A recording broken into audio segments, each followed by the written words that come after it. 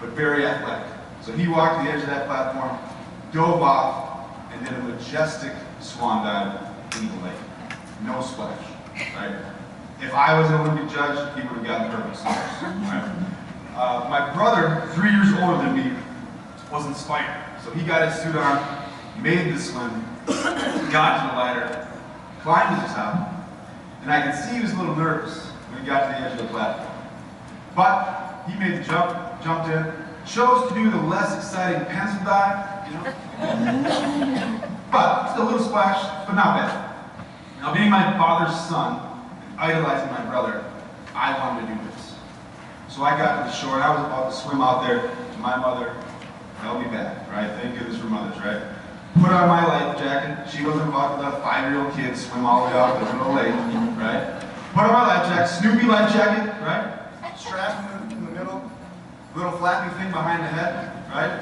I don't know if you've ever worn one of these, which probably you haven't in a while, but they're not the easiest things to swim in. But I made the swim. I got up there, did my little off paddle, right? Got to the ladder, a little out of breath, started to climb, and climb, and climb. The air began to thin. Right? The temperature increased as I got closer and closer to the sun, right? But I made it to the top, and I crawled out onto that platform. And against my father's advice, I looked down. So after I looked down, I said, "Dad, come and get me." I probably didn't say it like that, like, hey, Dad, come and get me. There's probably some tears involved, but, hey, Dad, I don't want to do this anymore, right? That's what I said. So my father, my hero, he came up to get me, climbed the ladder, and he said, "Joe, I just want you to look one more time and decide whether or not you want to jump. Now keep in mind, I'm 5 years old. I have all the trust in the world. This is my father. Why wouldn't I turn my back to him when I'm standing on top of the ladder?" So I was like, yeah, well, that's going to change, right? So I turned my back, and I felt my father's foot off the end of the platform. Now, at this point, everything went into slow motion, right? Free fall. From the shore, I can hear my mother yelling, "No!" From the water, I can hear my brother yelling, "Yes!" And as I'm falling, right, that little flappy thing is starting to flutter in the breeze, like a parachute that didn't open correctly, like, right? Falling on the ground, but I have the presence of mind to right myself and get the pencil back position, okay? And as I braced myself for impact, and I hit that water, the strap of my life vest pulled me back to the surface of the water.